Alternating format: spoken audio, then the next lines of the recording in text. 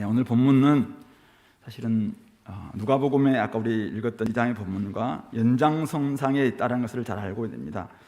6월절을 맞아서 예수님은 제자들과 함께 마지막 저녁 식사를 하셨습니다. 그 자리에서 제자들의 발을 씻기신 후에 유언과도 같은 말씀을 하시죠. 14절 15절입니다. 내가 주와 또는 선생이 되어서 너희 발을 씻었으니 너희도 서로 발을 씻어주는 것이 옳으니라.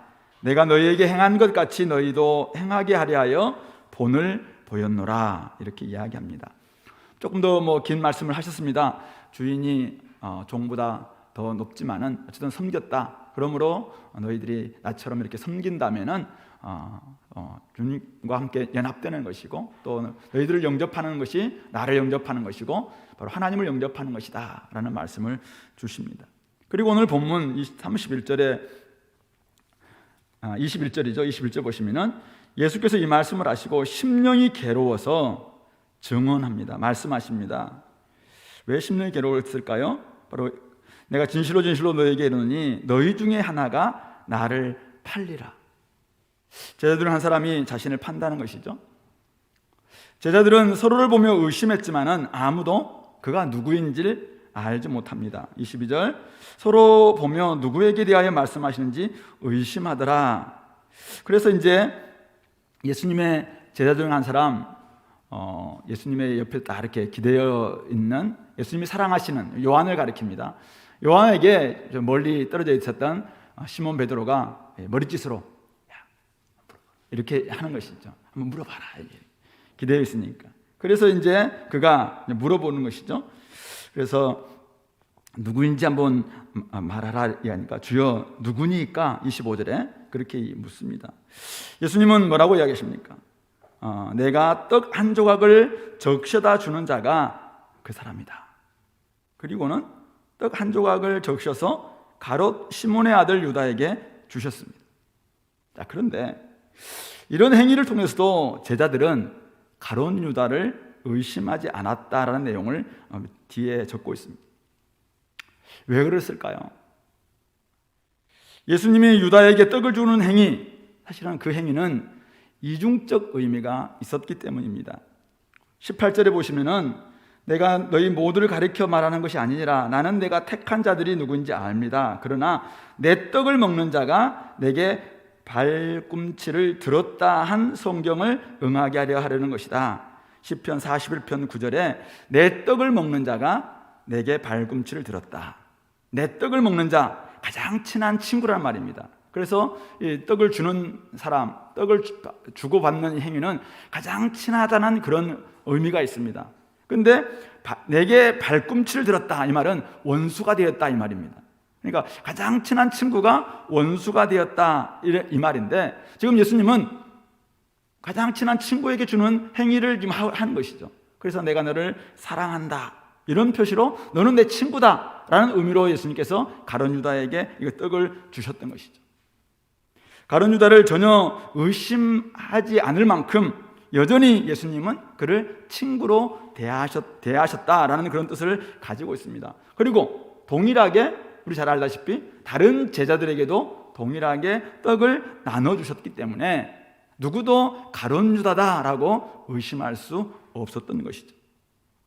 그런데 가룟 유다에게는 이 떡을 자기가 떡을 받는 이 행위는 어떤 것일까요?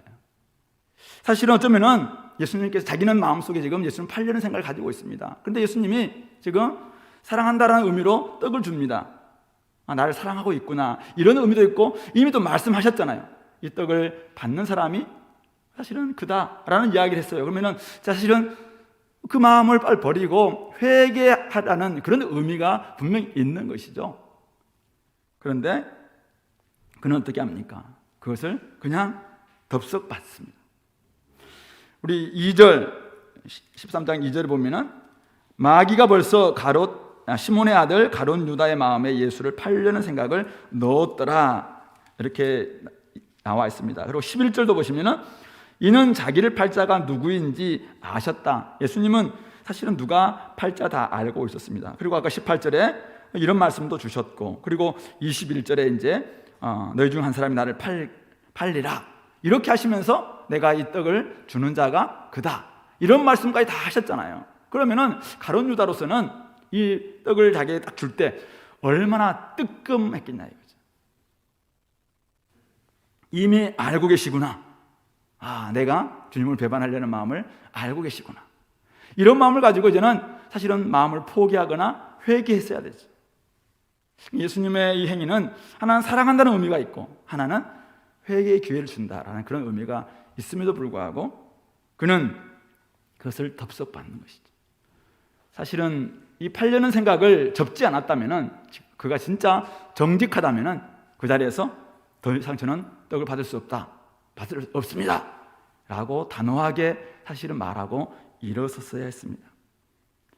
그러나 그는 떡을 받았고 제자들에게는 나는 아니다, 나는 여전히 친구다 라는 그런 메시지를 주고 있는 것이고, 사실 어쩌면 예수님께는 저는 예수님의 여전히 사랑하는 제자입니다, 그런 마음을 사실은 주려는 의도가 분명히 있는 것이죠.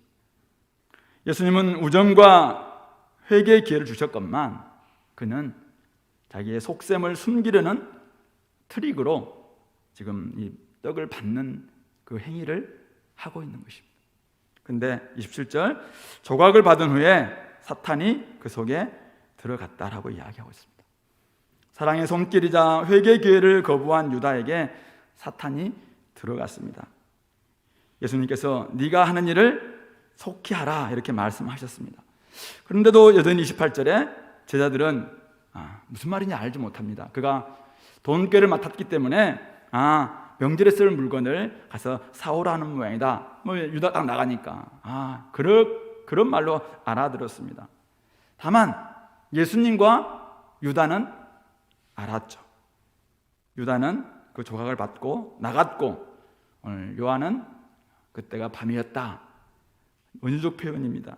빛을 싫어하고 빛을 거부하고 어둠으로 떨어졌다라는 것을 보여주는 표현인 것이죠. 너무나 잘 알고 있는 내용입니다. 제자 공동체 함께 있었지만은 다른 마음과 다른 목적을 가지고 따라간 가룟 유다, 결국 예수님의 공동체와 분리될 수밖에 없었다. 빛과 어두움은 함께할 수 없다라는 것을 보여주는 그림입니다. 하나님 나라 대신 자기 나라를 위해서 예수님을 따라다녔지만은 결국 십자가 앞에서, 마지막 유월절 앞에서 그것은 분리될 수밖에 없었다는 것이죠. 자신의 뜻을 하나님의 뜻에 굴복시키지 않으면은 결국 예수님의 본을 따라 살아갈 수도 없고 행할 수도 없고 또 계속해서 그 길을 갈 수 없다라는 것을 보여주고 있습니다. 왜냐하면 주님의 본이라는 것이 무엇입니까? 자기를 내어주는 희생이잖아요. 자기의 뜻을 굽히지 않는데 어떻게 자기를 내어줄 수 있습니까? 그래서 그는 괴로울 수밖에 없었고, 그래서 그 자리에서 여러 가지 트릭을 통해서 자기 속마음을 감추려고 했지만은 그러나 결국 그 밤에 밤으로 나아갈 수밖에 없었다는 것이죠. 예배 생활, 헌금 생활, 성경 공부와 전도 시키는 일을 모두 잘할 수 있습니다. 성만찬, 세족식 경건하게 참여할 수도 있습니다. 십자가를 메고 언덕을 오르는 퍼포먼스도 할 수도 있습니다. 그러나 자신의 욕망과 뜻을 죽이라고 하는 자기 부인의 말씀, 자기 십자가를 지고 나를 따르라라고 하는 자기 부인, 자기를 내어주는 그 사랑, 참 이것에는 순종하기가 결코 쉽지 않다는 것입니다.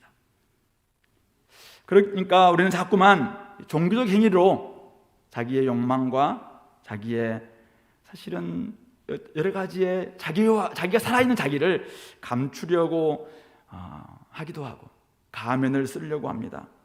그런 삶은 기쁨이 있을 수 없습니다. 결정적인 순간 자신의 정체가 드러날 수밖에 없는 것이죠. 요즘 카메라 앞에서 굉장히 잘 지냈던 연예인들이 카메라 뒤에서 엉망으로 사는 결과 결국은 사실은 그 실체가 드러나는 그런 모습을 많이 보게 됩니다. 연예인만 그런 게 아니죠. 예수님을 따르는 제자들도 충분히 그럴 수 있습니다. 그러나 한 번의 식사, 한 번의 발 씻기 행위는 얼마든지 할 수 있다는 것이죠. 아마 극본도 잘 쓸 수 있고 연출도 잘할 수 있을 거라고 생각해요. 하지만은 예수님처럼 살아야 한다. 내가 너에게 선생이 되고 주가 되어서 이렇게 본을 행하였으니 너희는 나를 본받아서 이렇게 살아야 된다. 이렇게 삶을 이야기할 때 정체가 드러날 수밖에 없는 것이죠. 자신의 욕심과 뜻을 고집하면서 계속 갈 수 있는 길이 아니기 때문에 그렇습니다. 우리는 십자가 앞에서 내가 어둠에 속했는지 빛에 속했는지 드러나게 됩니다. 예수님과 함께 있었지만은 자신의 욕심을 감추고 있었던 이 가룟 유다, 욕심 때문에 예수님을 제대로 보지 못했습니다. 예수님이 사랑을 보여주셨습니다. 근데 욕심 때문에 그 사랑을 온전히 받지도 못했습니다. 예수님은 끝없이 죄와 욕심을 십자가에 못 박으라라고 요구하시지만은 욕심과 죄를 감추는 트릭으로 예수님의 사랑을 받을 뿐이지 온전한 그 사랑에 감업해 본 그런 일도 없는 것이죠. 해마다 우리는 고난주간을 맞이할 때마다 여러 가지 말씀을 듣기도 하고 스스로 결단해 보기도 합니다. 하나님의 말씀을 수없이 듣지만은 변화되지 못하는 이유가 무엇일까? 욕심 때문이죠. 주님의 길을 갈 수 없고 욕심 때문에 주님의 나라를 받아들일 수 없습니다. 목사라는 자리, 장로, 집사, 조장 어떤 자리가 그리고 10년, 20년, 30년 신앙생활을 해오는 그 세월이 주님에 대한 사랑을 대신하지 못합니다. 주님의 사랑을 받았지만 가룟 유다처럼 욕심을 감추는 도구로 혹시 이용한다면은 여전히 우리는 결정적인 순간 십자가 앞에서 주님을 팔 사람입니다. 사탄의 사람으로 어둠에 들어갈 뿐입니다. 사람들은 모를 수 있습니다. 그러나 주님은 아시죠. 그래서 마지막까지 사랑하시며 기회를 주십니다. 내가 여전히 너를 사랑한다. 여전히 내가 너의 친구다. 욕심, 아집, 여러 가지 분들 붙잡고 있으면은 주님의 그 사랑의 손을 자꾸 트릭으로, 가면으로, 도구로 그냥 저도 사랑합니다. 이렇게 합니다. 하지만 우리가 진짜 주님의 사랑을 제대로 좀 받았다면, 주님이 십자가에 죽으신 사랑이 무엇인지 제대로 우리 깨닫는다면 우리의 욕심과 아집 이런 것들을 내려놓을 수 있지 않겠는가. 주님은 결코 우리 손을 뿌리치지 않을 겁니다. 그러므로 여러분들이 오늘 이 6월절 십자가 주님의 어린 양 앞에서 내 소속이 어딘지, 내 정체성은 빛인지 어둠인지 분명한 입장 표명을 좀 할 수 있었으면 좋겠고, 그리고 진짜 내가 빛에 속한 자녀라면은 이제 그냥 거짓, 욕심 이런 것들은 다시 십자가 다 못 받고 주님을 따라가는 우리 공동체가 될 수 있었으면 좋겠습니다. 베드로의 이야기를 좀 하겠습니다. 가룟 유다가 나간 후에 예수님께서 말씀하십니다. 지금 인자가 영광을 얻었고 하나님도 인자를 인하여 영광을 받으셨도다. 만일 하나님이 그로 말미암아 영광을 받으셨으면 하나님도 자기로 말미암아 그에게 영광을 주시니 곧 주시리라. 가룟 유다의 나감이 하나님과 인자 예수님에게 영광이 되신다, 바로 이 말입니다. 무슨 말입니까? 영광이 된다니요. 아니 이제는 가룟 유다 나갔다는 말은 십자가에 못 박혀 죽는다라는 것을 의미하는데 이제 영광을 얻었다니요. 근데 여기서 영광이 뭔가? 영광. 오늘 인자도 영광을 얻었고 하나님도 영광을 받으셨도다. 구약에서 영광이 임했을 때, 영광이 임한다는 것은 하나님이 그곳에 가득 찼을 때 영광이 임했다 이렇게 표현합니다. 영광이 영광을 받으셨다는 말은, 영광이란 말은 결국은 하나님이 하나님으로 계시되었다, 하나님으로 알려졌다라는 것으로 우리가 그렇게 해석할 수 있습니다. 그러니까 하나님이 어떤 분이십니까? 하나님은 사랑이시죠. 하나님의 사랑이신 그분께서 우리들 가운데서 온전하게 다 계시되고 온전히 알려진 사건이 십자가입니다. 십자가로 말미암아 하나님의 자기를 내어주신 그 사랑이 온전히 드러났죠. 그것이 바로 인자도 영광을 받고 하나님도 영광을 얻으셨다라는 그런 의미가 되는 것이죠. 인자는 아버지의 그 뜻, 하나님을 온전히 드러내심으로 말미암아 이 땅에 죄와 어둠에 빠져있는 백성들을 빛과 정말 사랑으로 인도하시기 위해서 이 땅에 오신 하나님의 아들, 바로 그분이 인자, 우리 다니엘 7장에서 이야기하고 있는 그 사람의 아들이신 것이죠.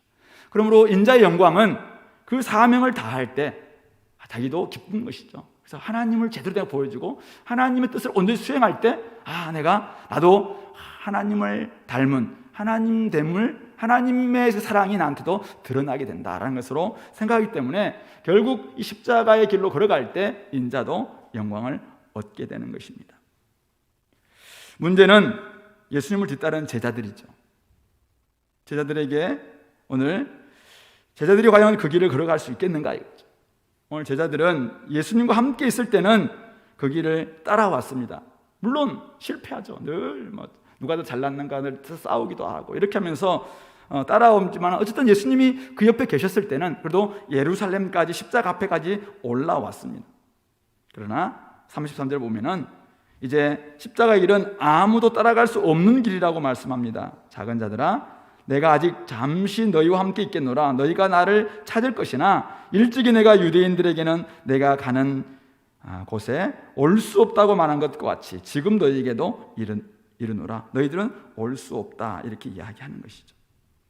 십자가의 길은 사실은 아무도 따라갈 수 없는 길입니다. 오직 예수 그리스도만이, 하나님의 아들이신 인자만이 그 길을 갈 수 있는 것이죠. 다만 제자들은 34절 35절에서 새 계명을 너희에게 주노니 이제는 서로 사랑해라. 너희가 서로 사랑한 것 같이 너희도, 내가 너희를 사랑할지 너희도 서로 사랑해라. 이로써 너희들은 내 제자인 줄 세상이 알게 될 것이다. 서로 사랑하는 이걸 통해서 이제는 그 길을 걸어가는 것입니다. 근데 사실은 서로 사랑한다는 것도 쉽나 이거죠. 아까 사랑이 뭐라고 이야기했습니까? 사랑은 자기를 내어주는 것이라고 했습니다. 하나님이 사랑이십니다. 주님의 사랑을 경험한 제자들, 하나님 백성들 서로 사랑해야 되는데 서로 사랑하는 것이 쉽나 이거죠. 그래서 오늘 베드로는 자기는 충분히 사랑할 수 있겠다 이렇게 한 거겠죠. 그래서 주여 어디로 가시나이까 36절에 묻습니다. 그때 예수님이 내가 가는 곳에 네가 지금 따라올 수 없으나 후에는 따라오리라. 어디로 간가? 대답 대신 이렇게 말씀해 주십니다. 그러니까 베드로는 특유의 자신감으로 또 이야기하잖아요.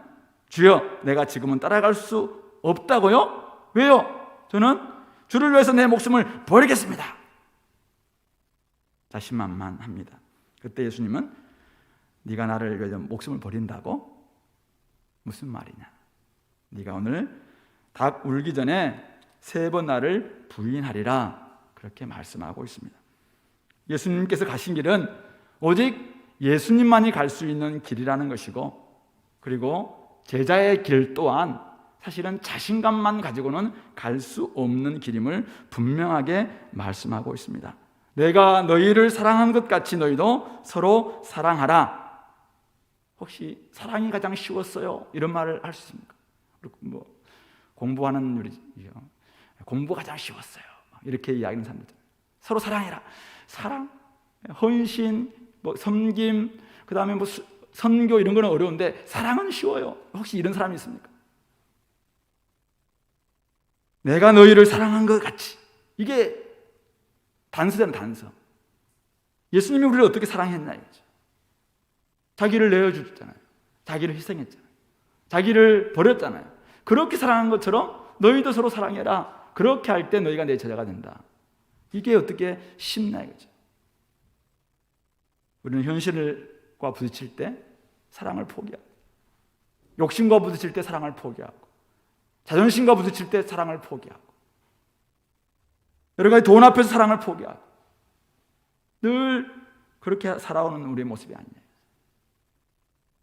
자기를 믿고 간다면은 결국은 자신만만하다고 결국은 예수님을 부인하고 배반하는 그 길로 갈 수밖에 없을 겁니다. 그만큼 제자의 길 또한 힘들고 어려운 길이죠. 인간으로서는 할 수 없는 길이기 때문에 주님께서 그 길로 가셨고 그 길에 이제는 힘을 북돋아주기 위해서 뭐라고 얘기합니까? 지금은 너희들이 따라올 수 없으나 후에는 따라오리라. 누가 그 길을 갈 수 있는가? 예수님만이 갈 수 있습니다. 그리고 예수님께서 보내신 보혜사 성령님이 있을 때 사실은 우리도 그 길을 걸어갈 수 있는 것이죠. 오직 하나님의 능력과 함께할 때 우리가 제자의 길을 갈 수 있는 것이고 풍성한 열매를 맺을 수 있습니다. 그래서 14장, 15장, 16장에서 그 이야기를 요한은 풀어가고 있는 것 같습니다. 오순절 이전에 베드로는 자신만만합니다. 그러나 우리가 잘 알다시피 그는 무너집니다. 예수님의 이런 말씀을 얼마 전에 들었음에도 불구하고 그 어린 여종 앞에서도 예수님을 부인하고 맙니다. 인간의 의지만으로는 불가능하다는 것입니다. 사랑의 길 우리는 끊임없이 다짐을 합니다. 저도 마찬가지입니다. 저도 마찬가지. 이 말씀을 준비하면서도 예수님처럼 이 길을 제가 걸어갈 수 있습니다. 자신할 수 없습니다. 어제만 해도 사실은 견딜 수 없는 분노 때문에 제가 넘어졌거든. 행복을 약속하는 기차가 온다. 그러면 여러분들 그 기차를 타겠습니까? 아니면 여전히 자기를 부인하고 십자가의 길을 가는 그 길에 남아있겠습니까? 많은 사람들이 그 기차가 오기 전까지는 무슨 소리냐? 나는 이 길을 걸어갈 겁니다. 나는 이 길을 걸어갈 거야. 이야기합니다. 그러나 수많은 사람들이 그 행복을 주는 그 기차에 올라탑니다. 돈과 명예와 권력과 학력과 온갖 것을 다 보여주면서 그 기차에 올라타는데 사실은 쉽지 않죠. 화려한 봄꽃이 지금 피고 있습니다. 봄꽃 앞에서 우리도 사실은 마음이 흔들리잖아요. 우리는 봄꽃이라는 것은 사실 금방 사그라질 수밖에 없는 것임에도 불구하고 자꾸만 그 앞에서 우리가 현혹됩니다. 그래서 많은 사람들이 땅 앞에서 그냥 연인의 사랑 앞에서 헛된 불장난 앞에서 자꾸만 주님의 이 온전한 사랑, 자기를 내어주는 사랑을 포기하는지도 모를 것입니다. 그래서 우리에게는 오순절이 필요한 것입니다. 열정의 문제가 아닌 것입니다. 자존심의 문제가 아닙니다. 자신만만하냐 안 하냐 이거의 문제도 아닙니다. 오직 철저히 또 다른 보혜사이신 성령님께서 우리의 욕심을, 우리의 자만심을, 우리의 교만을 십자가에 못 박고 온전히 하나님의 능력으로 이 길을 걸어갈 때만 갈 수 있는 길이 새 언약 백성인 서로 사랑하는 그 길이라는 것을 보여주고 있는 것입니다. 오늘 종료주일이잖아요. 고난주간이 시작되는 한 주간. 우리는 매일이 고난주간일 수 있습니다. 그러나 또 한 번은 1년에 이렇게 돌아오면은 한번 돌아보는 겁니다. 예수님의 제자 중 가룟 유다와 베드로의 모습을 살펴보았습니다. 한 사람 가룟 유다는 유월절 어린 양 앞에서 배신했습니다. 그리고 베드로는 오순절을 기다리지 못하고 자만하다가 책망받았습니다. 그리스도의 길은 인간의 욕망과는 반대의 길입니다. 제자의 길 또한 인간의 권력이나 교만으로는 갈 수 없는 길인 듯합니다. 십자가를 통해서만 하나님 나라에 들어갈 수 있고 서로 사랑하라는 하나님 나라의 백성의 삶 또한 성령 없이는 불가능합니다. 사랑의 은혜가 난무하고 인간의 욕망이 살아있는 공동체는 오늘날에도 얼마든지 많이 있습니다. 하지만 주님이 종됨으로 철저히 사랑이 무엇인지 하나님이 어떤 분이신지 보여주셨던 그런 공동체, 주님의 능력과 주님의 방식으로만 이루어지는 하나님 나라의 공동체는 이 땅에 많이 보이지 않는 것 같습니다. 6월절 언양 앞에서 둘 다 무너졌습니다. 그러나 그 이후의 결과는 참 다르죠. 둘 다 거짓 자존심, 또 자기 감추면서 제자인 척 그렇게 해봤습니다. 하지만 주님은 다 아시죠. 나중에 실패합니다. 둘 다 주님을 부인합니다. 배반합니다. 근데 두 사람의 결과가 너무 판이하게 달랐던 이유는 무엇입니까? 한 사람은 오순절을 경험합니다. 자기를 철저히 회개하고 하나님 주시는 성령을 기다립니다. 내 의지로는 안 되는구나. 내 자신감 가지고는 안 되구나. 나의 자랑으로 안 되는구나. 그래서 철저히 자기를 쳐서 복종시킴으로 말미암아 베드로는 오순절을 경험하고 이후에 제자의 길, 십자가의 길, 하나님 나라 백성의 삶의 모습을 살아냅니다. 그러나 가룟 유다는 잘 알다시피 끝내 회개하지 않고 어둠 속으로 들어가서 자기의 목숨마저도 자기가 주장함으로 결국은 망하는 길로 떨어지고 말았습니다.